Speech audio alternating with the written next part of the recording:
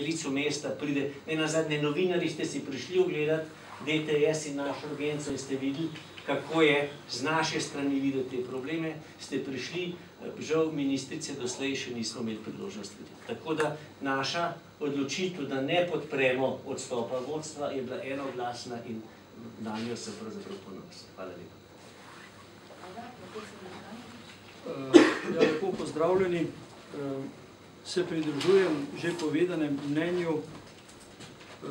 Vsi sodelavci tudi na drugih klinikah smo seveda globoko pretreseni nad dogodkom, ki se je zgodil in ocenjujemo, da je to en ekscesen primer, ki ima nedvomno neko ozadje izgorelosti posameznika in verjetno ni edini. Zaenkrat upajmo, da je prišlo do te stopnje samo pri temu, ki je posledica kadrovskih nerešenih vprašanj in številnih drugih vprašanj, ki jih niste slišali samo sedaj, ampak jih je vodstvo kliničnega centra izpostavljalo že dolgo časa nazaj. Kadrovski problemi, podhranjenost investicij, nedorečenost financiranja, nerealni plani in je nerazumljivo nam, drugim, ki delamo v nekih bolj mirnih okoljih, kot je to okolje bilo na nevrološki kliniki, nerazumljivo, zakaj se je sedaj kar naenkrat tak pogrom nad kliničnim centrom zgodil in zakaj se zahteva obglavljanje vodstva kliničnega centra, ki se je vendar prizadevalo, žal z določenim nerazumevanjem družbe, ne bom rekel ministrstva, ampak družbe, za rešitev teh problemov. In s tem smo v nekem smislu lahko globoko užaljeni kot državljani, delavci javnega zavoda, da našega kolega še predno je speljan postopek dokazane krivde enačijo z nekim serijskim morilcem, ki se je zgodil v preteklosti v slovenski družbi, se je pisal Trobec, in to je globoko nečastno in žaljivo tudi do sorodnikov imenovanega zdravnika, vendar bi morali počakati z zaključki preiskave. Za to preiskavo pa ni kompetenten klinični center, ampak so drugi resori za to pristojni. S tem, da zaključim, ko govorimo o nekompetentnosti vodstva, govorimo potem o nekompetentnosti idealov in prizadevanj vodstva. Te pa vsi poznate, ker ste jih že večkrat slišali. Se pravi, odločitev ministrstva je nedvomno preuranjena in zahteva močnejšo argumentacijo. Hvala.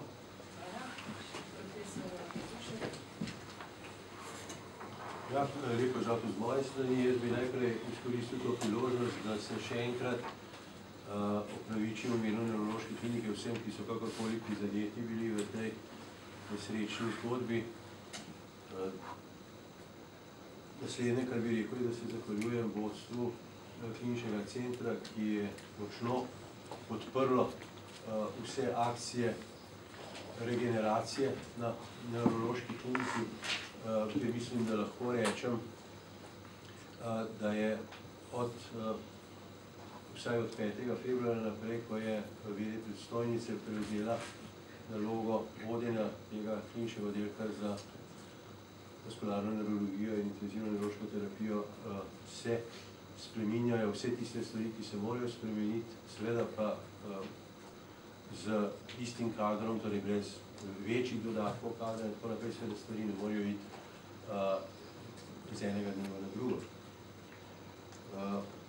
Po tej zahvali bi pa rekel, da sem se jaz kot strokovni direktor nevrološke klinike seveda znašel v neki posebni situaciji. Prvi, ker sem jaz edini, ki sem pač strokovni direktor nevrološke klinike in neposredno odgovoren za njeno delovanje.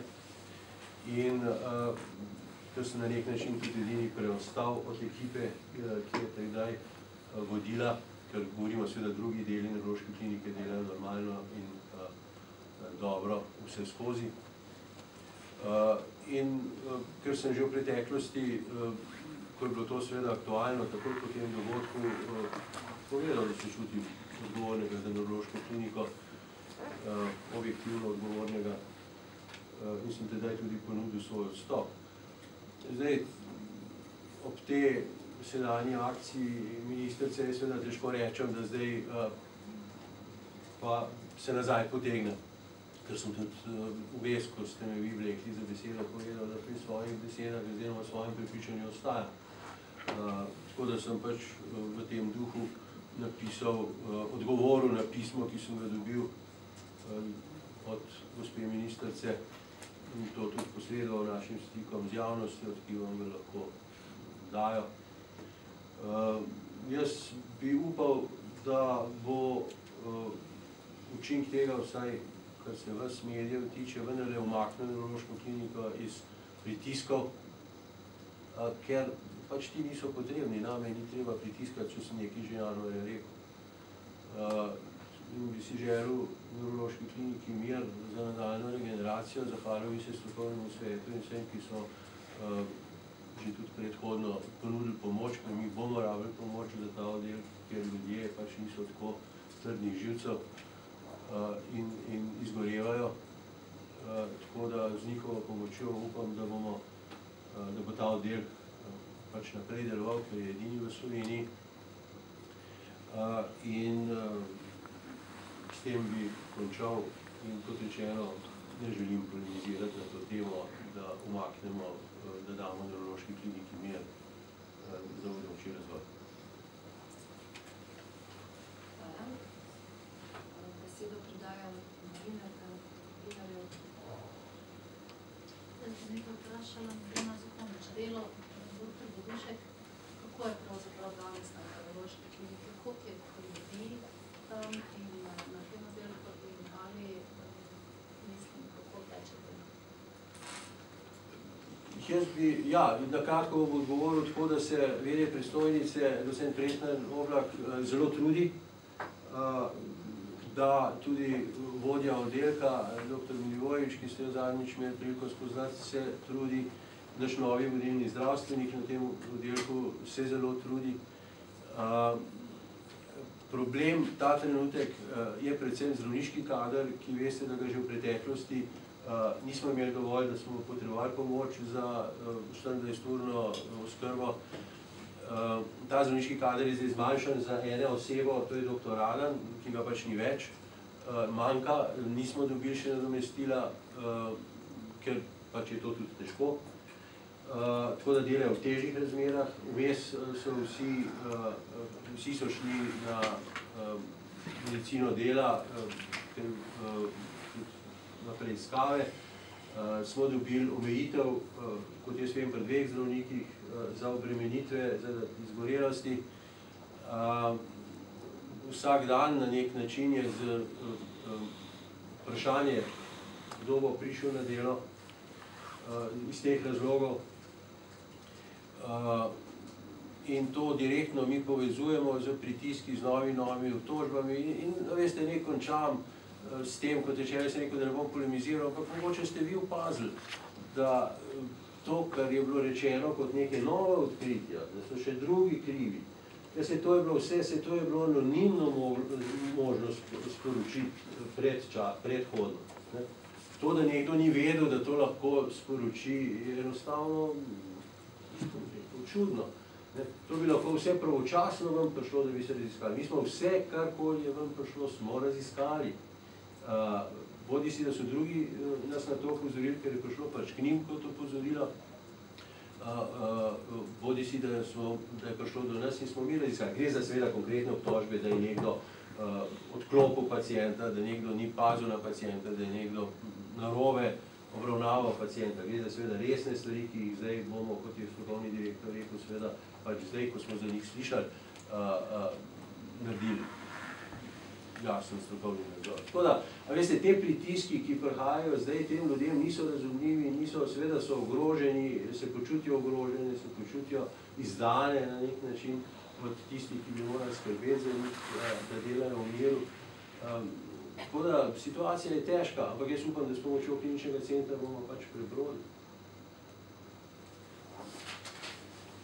Nina Knavs-Melnik, koliko ljudi je trenutno na bolniški in pa še kako doživljajo vaši bolniki trenutno stanje? Zlasti ti, ki so najbolj ogroženi. Kolikor vem, tle pa moram reči, da vas spomnim na to, da kot strokovni direktor sem zelo posredno odgovoren za to in zdaj imam zelo dobro VD predstojnico, ki vse ureja, tako da jaz mislim, da danes ni noben na bolniškem, ampak morda sem se zmotil, ker tega nisem danes preverjal, ker mi smo se v petek pogovarjali, ko je bilo to na mizi in sem takrat predstojnico prosil, da ne čaka, da bo presenetila kolege na kliničnem centru s tem, da jih je premalo v službi, a da ne predčasno jih upozorimo na to.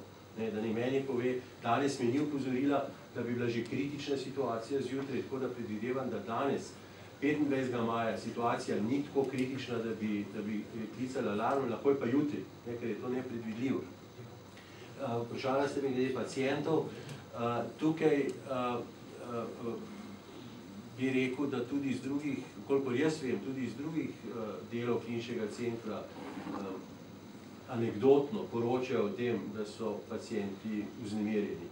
Tako da verjamem, bojim se, da so še bolj vznemirjeni pri nas.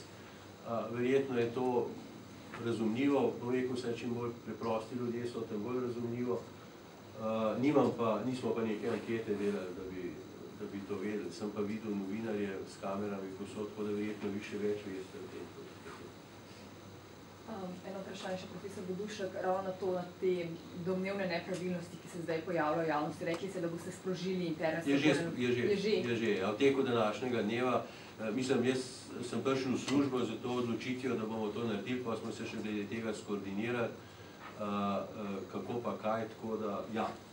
Lahko bi se glede konkretno katerih primerov, mislim, kako ta nadzor? Ja, pogledajte, mi pravzaprav tam tako bom rekel, imena niso bila navedena, mi izhajamo, da tako rečem, vi mediji ste poročali o tem, ampak mi izhajamo iz papirja, ki je bil na ministrstvu napisan kot zapisnik pogovora z dr. Radanom, kjer smo zasledili vse te primere zabeležene. Mislim, da je bilo to že rečeno. Tudi se nam zdi zanimivo, kako je ta edini dokument, ki ga mi poznamo, da bi lahko bil vir teh, kako je prišel v javnost, ampak to je verjetno druga zgodba.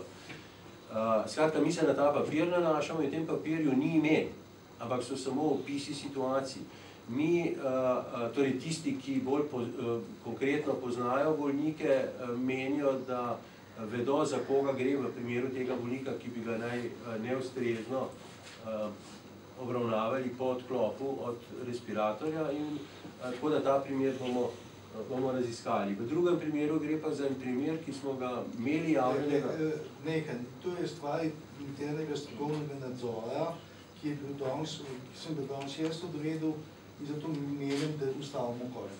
To boste dobili vse podatke, ko bo interni strokovni nadzor končal.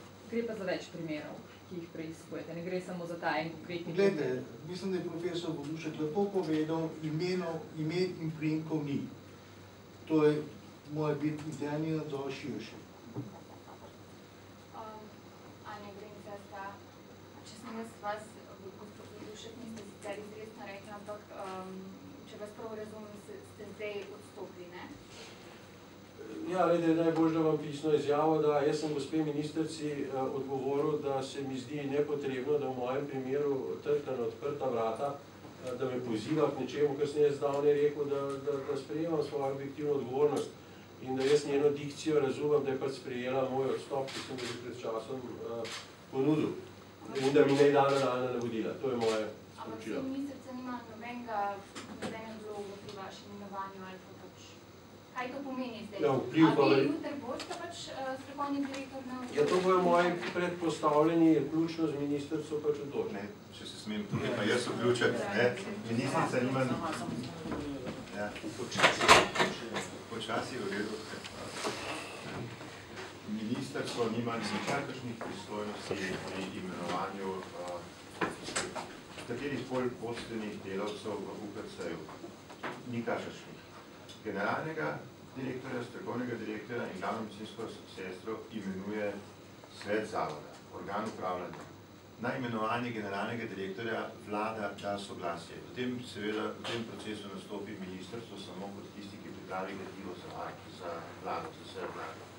Sicer pa vse ostale vodstvene delavce v UKC Ljubljana imenuje generalni direktor, določene na predlog strokovnega direktorja, govorimo o strokovnih direktorjih, predstojnikih, določene na predlog glavne medicinske sestre, če govorimo o glavnih medicinskih sestrah oddelkov, potem je ta struktura še mnogo širša, so vodje oddelkov, vodje služb, centrov in tako naprej, katerih postopki imenovanja potekajo bolj enostavno.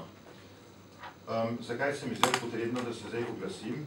Zato, ker želim jasno sporočiti, da se v niti enem primeru v svojem šestletnem delovanju kot generalni direktor UKC-ja, v niti enem primeru se nisem vprašal, kaj kakšen minister meni o konkretni osebi. Vsi postopki so potekali tehnično in vsebinsko točno tako, kot sem jih opisal.